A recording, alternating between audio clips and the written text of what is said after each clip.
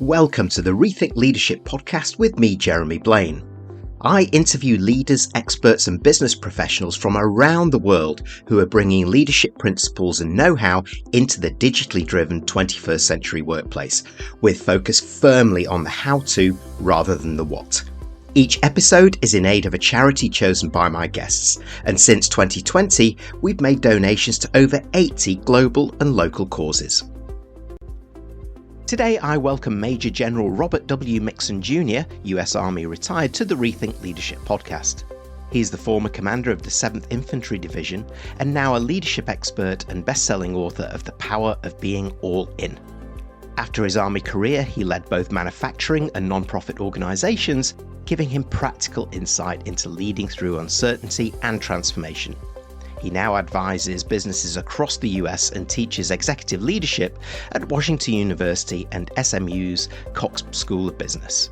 We discuss Robert's leadership career in the military, in the private sector, and in the third sector, providing a unique lens into what makes great leaders and why adaptive leadership transcends sector, institution, and individual. This episode is in aid of Charities for Vets, as a thank you to Robert for joining us, a charity ensuring America's bravest heroes get access to charity contributions they need in full. Robert, thank you so much for joining me. Please introduce yourself, your illustrious career, and how you help leaders and organizations now. Well, thanks, Jeremy. I'm Robert Mixon, and I had the great privilege of being senior officer of the United States Army through a course of 33 years, a corporate executive in for-profit, not-for-profit companies, as well family-owned, and learned a lot through that journey as well. And for the last 10 years, I've been the owner of Level 5 Associates, a company that helps individuals and teams grow leaders who get it. Thank you very much for that, Robert. And I have to congratulate you on your book, The Power of Being All In. And I would like to get into that a little bit now with you. Why did you write it? And what are some of the examples or stories that will resonate with those leaders tuning into this?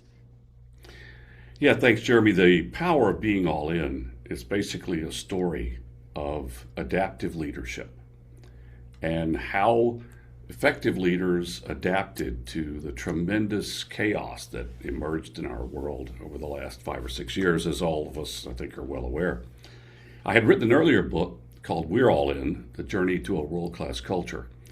And there I had talked about the 5 levels of culture, just as though, which I think are similar to the 5 levels of leadership that I've always admired. But I felt as though the transformative times that began about 5 years ago now demanded transformational leadership. And so that's why I wrote The Power of Being All In. And I interviewed over a dozen other executives who had been through this crucible and asked them to tell their stories. And so the book also contains a number of interviews with those individuals from across the business sectors about their experiences and what they learned. And then, of course, the book goes into, okay, well, what do we do with this? We've been through this crucible. We've had these stories of success and some of failure. I've been on a journey for 40 years where I have made, I think, every leadership mistake you can make. And, what have I learned and what have we learned and what's in it for you?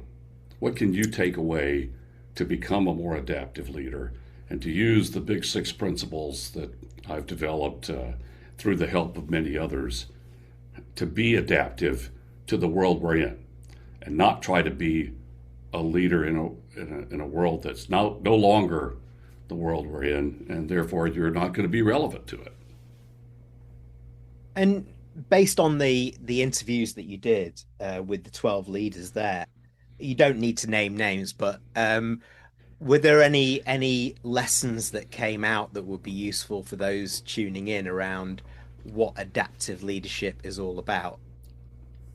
I think so, Jeremy. I think, the lessons learned here are that, first of all, servant leadership is adult work. And in being adaptive, you have to be an effective listener. Then you have to be an effective learner. all those two, I mean, they're correlations, but the interviews brought that out in I think, graphic terms as to how important it is. The big six principles that I've developed basically are just that. They're principles, but the application of the principles is where the interviews with the leaders that I talked with, they clearly indicated that the application of those principles was the game changer for them. It allowed them to be the calm in the chaos as they led their organizations through this chaos of uncertainty, of disease, of war, of social unrest, and all of the many conditions that still exist today in that regard. So you can't leave me hanging here, Robert. Is like we know that these six principles are key to adaptive leadership. So what are they? Okay, I was going there. Thanks, Jeremy. The first one is set your azimuth. You know what people ask me, what's an azimuth? Well, the azimuth is your true north. It is the cardinal direction of yourself and your organization. And you do that by developing 4 key components of the azimuth. What's your mission? What's your intent? And that's more specific than vision, because intent is really a crystallization of the mission into a measurable end state, the key tasks you have to perform to get to that end state, and the why. Why are we doing this? The third component of the azimuth is, what are our values? What do we believe in? Our beliefs. And the fourth element of the azimuth is, okay, based on those beliefs, what are the expected behaviors that we are going to demonstrate to bring those beliefs to life? So the first principle, set the azimuth, has those 4 components in it. And that's true personally of you as a leader, because the first person you have to lead is you, as well as your team. The second principle is listen. My mom told me, God bless her, she's 93 now. She said, Robert, God gave you 2 ears and 1 mouth for a reason. Did I pay attention to that? Nope, I didn't. But over a period of time, smarter people nudged me in the right direction. And as the famous adage goes, I'm learning to listen with the intent to understand and not the intent to reply, as in the Stephen Covey model. I think 95% of us don't listen with the intent to understand. We listen with the intent to reply. What's a classic example? Interrupting people. Classic example. And leaders do this all the time, and then they wonder why people are irritated with them and feel that, they're not listening. Well, they're just not listening with that intent to understand. The third principle is trust and empower. Empowerment demands that if you're going to empower people, you got to trust them. But you have to manifest that empowerment. You have to manifest it in a meaningful way. And I think, delegation is one of those key elements of demonstrating trust. There's risk. It's risk to it, involved, and adaptive leaders have to understand and manage risk. But again, when you set the azimuth, listen, trust and empower, now you have 3 of the key pillars of being an adaptive leader. The fourth component is do the right thing when no one's looking. And as we used to say in the Pentagon, that briefs well. Oh yeah, we're all going to do the right thing all the time. Yeah, well, I drove to work this morning here in one of the main streets in Melbourne, Florida, and I would say that the speed limit of 40 miles an hour is a suggestion. And there are a whole lot of people who say they have all the right values that were blistering by me at about 60 or 65 because they had a selective determination of what right looks like. I think we as adaptive leaders have to understand that everybody's watching, and doing the right thing when no one's looking may not necessarily be captured in the speed limit, but it's captured in your approach to walking the talk, because people are watching. The fifth component is when in charge, take charge. That doesn't mean you're loud, profane, abusive, or listening with the intent to reply. Being in charge is being the calm in the chaos. It's being that person who is able to take bad news and take it in a reasonable way, and then act upon it from a learning standpoint and not a blaming standpoint. Think about this question, Jeremy. When something goes badly, there are two ways to approach it, and I've been in both scenarios. The first one is, Robert, what were you thinking? The second question is, Robert, so what did we learn? The greatest leaders I've ever known, great leaders like General Colin Powell, who I had a chance to work with, and a wonderful privilege in my life, he would ask that second question. He wouldn't say, Robert, what were you thinking? He would ask, okay, Robert, what did we learn? That's the power of positivity, where adaptive leadership lives. The sixth principle is balance, the personal and professional. I hear people talk all the time about time management. You can't manage time. Time is finite. What you can do is take more ownership of the time you have available. Adaptive leaders do that. They understand that time has four components to it. And the four components are in terms of energy, not hours in the day. We have four levels of energy inside us. We have physical, emotional, spiritual, and mental.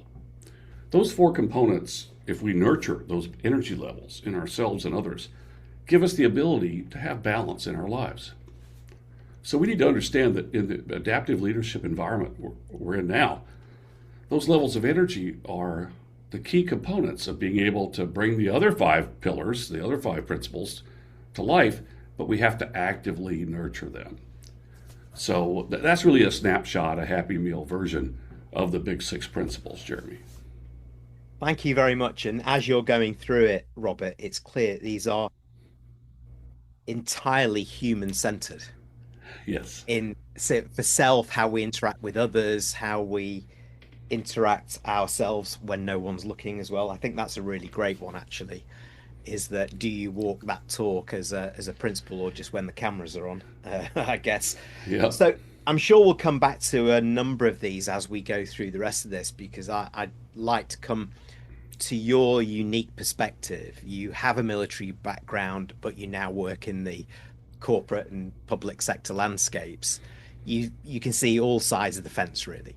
So in today's business landscape, where things are a little bit different, let's say, to the institutions like the forces, how can leaders use presumably a lot of the big six principles like you do in the forces to foster a level of all-in mission-driven commitment without necessarily having the structure or the discipline that you may have had in the military?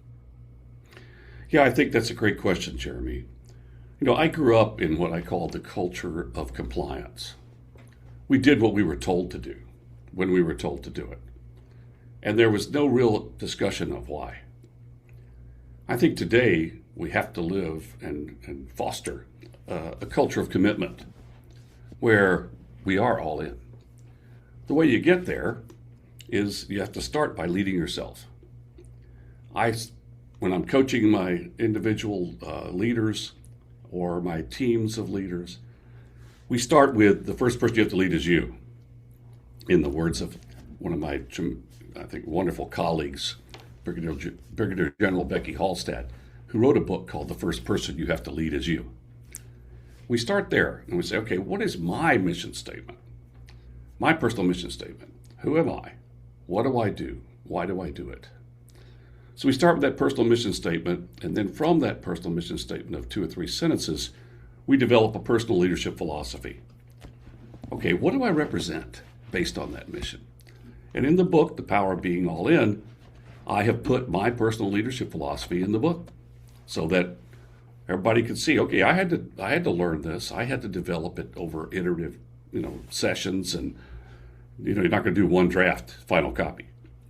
But I started with setting the bar on who I am, what I represent, and then putting it out there for everybody else to hold me accountable. I think when senior leaders do that, go through that process for themselves, whether we do it one-on-one or in a collective setting with a team, there's really a revelation that occurs when most people realize that they don't really know who they are yet or what they want to be when they grow up. But establishing that framework now gives everybody else the opportunity to buy in to the fact that, hey, we can be in a culture of commitment. We're going to make mistakes. We're going to learn. As Amy Edmondson talks about, the psychological safety concept. And I think that was a brilliant capture on her part. We want to create a culture of psychological safety, but we have to be vulnerable to do that. And we start with a personal leadership philosophy, and then we build an azimuth for our team with those 4 components: mission, intent, our values, and our behavioral culture. And that becomes our true north that we commit to. And I think that's where adaptive leadership really, really can take you to the next level as an individual and as a leader. Yeah, regardless of sector, actually, from what you're saying there, particularly starting at that point with the personal mission statement. I like what you said about that's a real great opportunity for others to buy in, because you're putting yourself out there. You're vulnerable, you're showing a bit of courage, we're open, we're in this together, rather than I'm your boss and you do this and so on, right? Because some leaders are still like that. Yeah, they are, Jeremy. And it's unfortunate because the culture of compliance is very limiting. I think creates a culture where people see themselves as what I call in my earlier book, the name tag culture. You're a leader because your name tag says so. I don't know why people wear this sales manager on their shirt or a production manager. I bet they tend to do that. If you're the leader, I don't think people need to read that on your shirt. They will know that by who you are and what you represent and how you approach the process of leading. Because leadership is art, not science. And I think those leaders who are most effective go far beyond the name tag to representing the mission and representing the values and their behaviors, model or bring those values to life. And people want to belong to the organization that they're in. We are tribal creatures from our primeval times, Jeremy. We are tribal creatures. We want to belong. But we need to belong to someone that we respect and to some organization whose mission we respect. And that's where you go from the culture of compliance to the culture of commitment. But it doesn't happen in 30 days. You have to make a commitment to do this over a period of time. And that's why when I work with leaders and teams, I tell them up front, look, this is a journey, not a destination. And we're going to have to be in this for a couple of years if we're going to take our culture to a new level of commitment, at least a couple of years. It's not going to happen a couple of days. We're not going to download a recipe book, from the internet and just, 2 cups of sugar and 2 cups of flour and 2 cups of attendance and 2 cups of accountability. And there we have a culture of commitment. It's art. Yeah, you were exactly. I was just about to reinforce that. It's not a science, it is art. And to be good at that as an artist, you need practice, you need to be consistent, you need to do that every single day and live and breathe it and learn when you make mistakes, like you were talking about before. Yeah. What did we learn? Yeah, exactly right. Now, you are somewhat unique as a guest for me, Robert, because you've led the 7th Infantry Division, you've led a manufacturing firm and a non-profit. So that's kind of 3 very different sectors. So I'm sure, and we're talking about vulnerability here, personal statements, you talked about some of the things that you got right and wrong earlier in your career. Mostly wrong early on. But we've all been there, right? But I'm very interested to know what the hardest leadership sort of reflex has been as you transferred across these sectors, that you had to either unlearn, relearn, or completely change when moving from a structured institution like the US Army to company corridors and then through to the 3rd sector. Well, the Army's transformation really informed a lot of my leadership perspective as I went in the corporate sector. When I was a young officer in the Army, we were in that culture of compliance. And in the early 1970s, for example, I was a platoon leader of 42 soldiers in Germany. And we went through a period after the Vietnam War where we attempted to change the Army on the move, as we would do later more successfully. But in this first case, it was very awkward. we had an army of draftees. And we ended the draft in 1973 and went to a concept called the volunteer army in our United States Army. And so I had 42 soldiers out there patrolling the east-west German border in the 11th Cavalry Regiment, 21-year-old Lieutenant Mixon. Of those 42 soldiers, half of them were draftees who didn't want to be in the Army, and the other half were volunteers that we really didn't want the Army, but we had to have, warm bodies. So I had this what I used to call a dog's breakfast of personalities and backgrounds and levels of buy-in and things like that I had to figure out how to bring them into a cohesive organization. The good news is I had some smarter, older non-commissioned officers who helped me develop a pathway that we could get people to buy into. Although some we had to, Jim Collins said you had to, get them in the right seat in the right bus or get them off the bus. So we had to get some of them off the bus.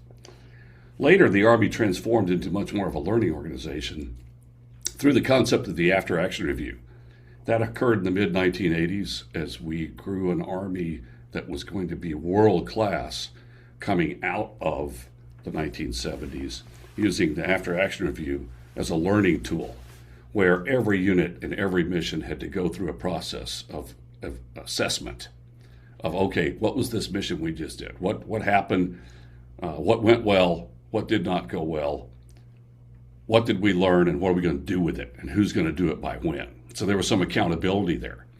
That really made a huge impact on me. And as we went in the first Gulf War, which was one of the classic battles of annihilation in military history, that happened because our military was very, very professionalized at that point in time. And we had gone into the culture of commitment. And so when I left in 2007, left the military from the 7th Division and went into corporate world, I had some scar tissue from those experiences, positive and negative, but I knew that a culture of commitment was very doable. In the corporate sector that I went into initially, they were compliance-based. And we went in the Great Depression in 2008-9 and found ourselves, as we used to say, looking in the lion's mouth. Sales, profits, all of that had fallen off the rails. What we had to do was regroup and be able to gather leaders together and say, okay, where are we going? What does success look like? What does it take to get there? How do we set our azimuth or reset our azimuth? And as we went through that process with a leadership team in a manufacturing company and later in the not-for-profit organization I was privileged to be part of, CDS Life Transitions, I saw that it was transformative to have that awareness, to have that reset of the azimuth, and then have people, by participating in that reset, the buy-in emerged because we were persistent in following that true north. And when we got off azimuth, or got out from our intent, then we got back into it. We got back within, as Jimmy Buffett says, within the navigational beacons, right? And that kept us focused. And the numerous companies I've worked with since then, as in Level 5 associates, I've always asked them the first question when we go to get together, what's your azimuth? And many of them look like me like, well, I don't know what an azimuth is. But I have a mission statement and a vision that's written. It's in a banner behind the receptionist desk as you come into headquarters. And therefore, we know where we're going. I said, well, I don't think so. I think that's a banner. That's not a pathway. It's not a roadmap. You have to build that roadmap. And that's been the real key for me in helping organizations and individuals become transformative and transformational in their approach to leadership. I couldn't agree with you more. Those vision statements and mission statements that sit behind reception, full of jargon, meaning nothing to your employees, never mind your customers. It feels so old school now. We need to move to something core like it, an ambition that means something. A true north that everybody can grab hold of, right, Robert? Yeah. Let me give you another example, Jeremy. I was working with a major automotive company, their leaders, the dealership managers, and as a senior advisor with small groups of executives. And we were talking about that azimuth and understanding the mission, that how each person interprets the mission that he or she performs every day that contributes to the greater good. And one of the dealership leaders said every day when he left the dealership, he walked out through the service bays because he wanted everybody to know when he came to work and when he was leaving work that it wasn't driven by a certain time of the day. It was when it was reasonable to go home. And he walked by the service bay, and there was a young technician cleaning up the bay after doing his work. And he asked him, said, well, what did you accomplish today?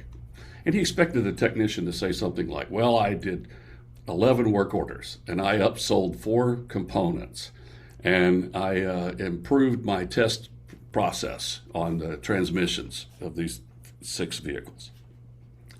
And the kid, who was about 19, 20 years old, replied very differently. He told the general manager, well, Robert, I made 9 families' lives safer today.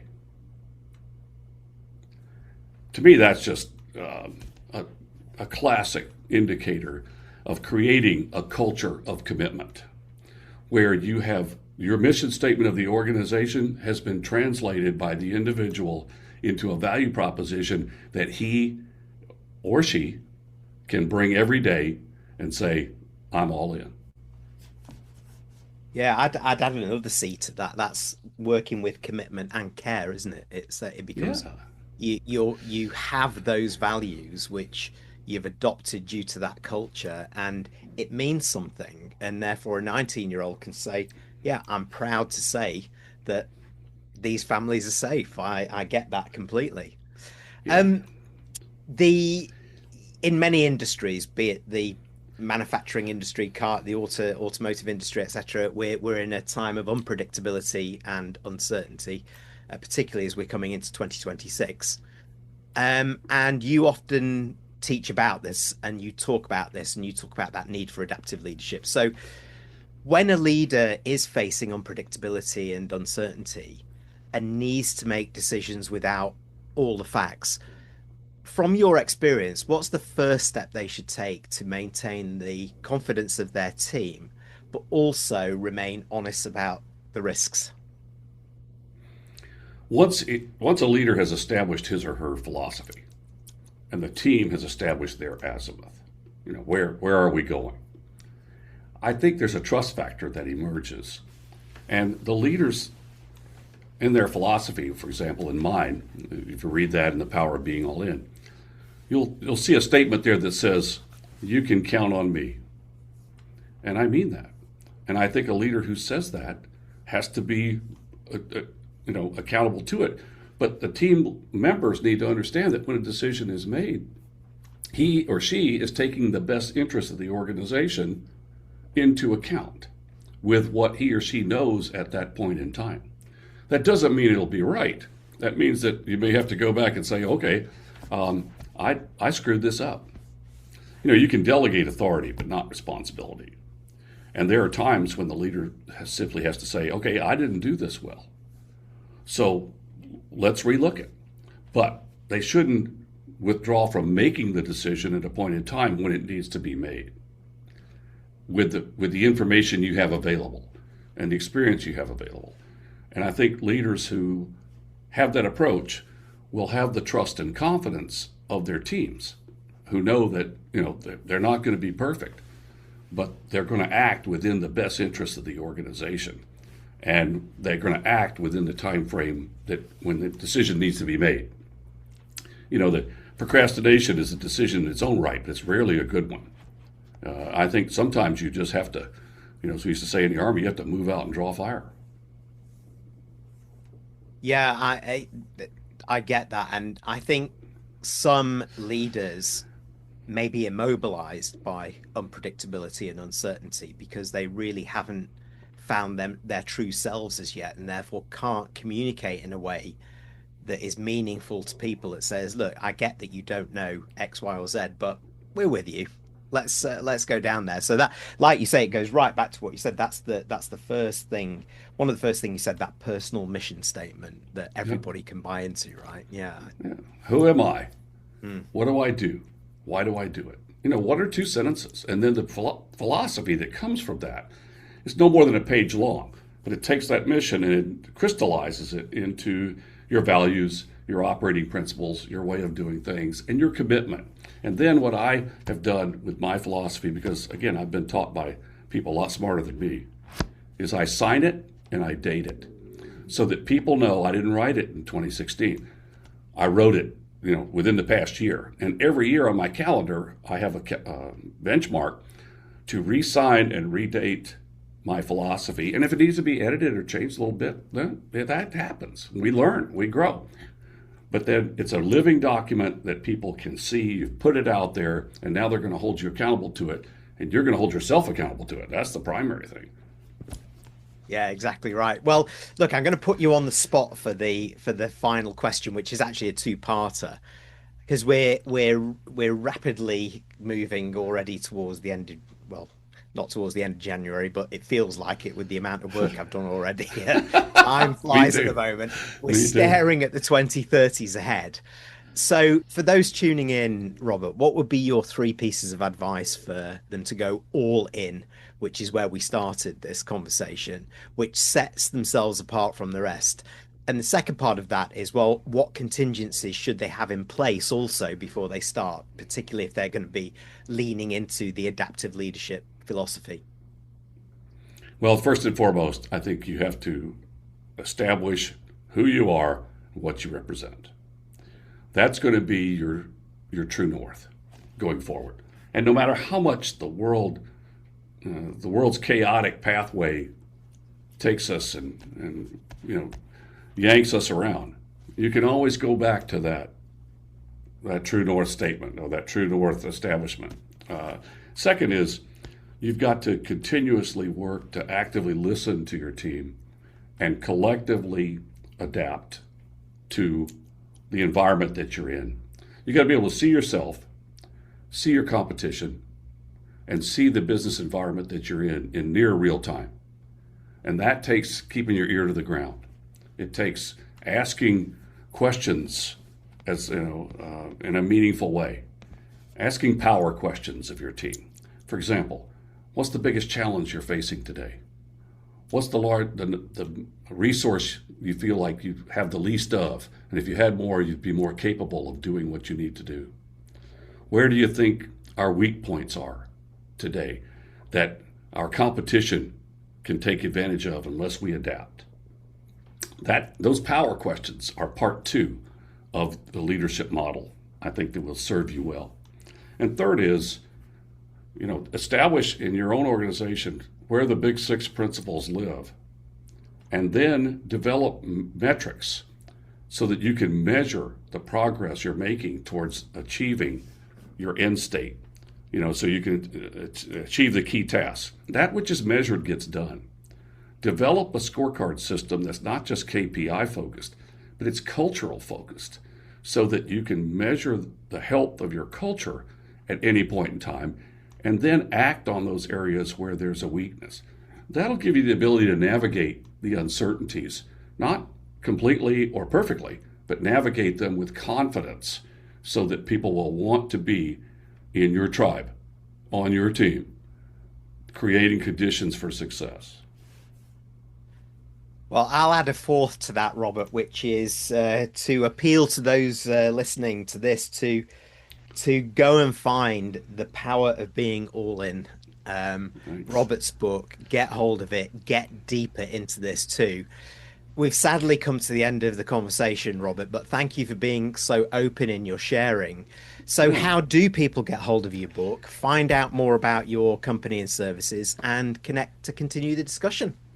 Yeah, there's really 2 great ways, I think, Jeremy, to continue our conversation.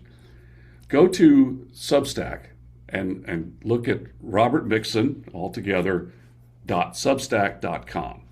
There you will see the platform I've developed on adaptive leadership, and you'll see a library of video, audio, and podcast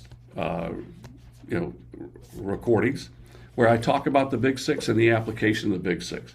You can also there track to my website, level5associates.com, spell out the 5, and you can download Chapter 1 of We're All In and Chapter 1 of The Power of Being All In for free. You can download them and you can contact me. We can have a conversation. We can work together individually or collectively and help put you on a journey where you're going to be eminently successful, because you'll know that you're achieving excellence and you're growing as an individual and as a team in a meaningful way. Well, thank you for sharing that. Those links will also be in the show notes for those of you watching on YouTube. They're on your screen now. So it just leaves me to say, Robert Mixon, thank you very much for joining me. Thanks, Jeremy. It's a privilege to be here today with you and to share some thoughts on rethinking leadership. Thanks for tuning in to the Rethink Leadership podcast with me, Jeremy Blaine. Please like, comment and support us on your favourite platform, and subscribe to our YouTube channel where you can watch as well as listen to each episode.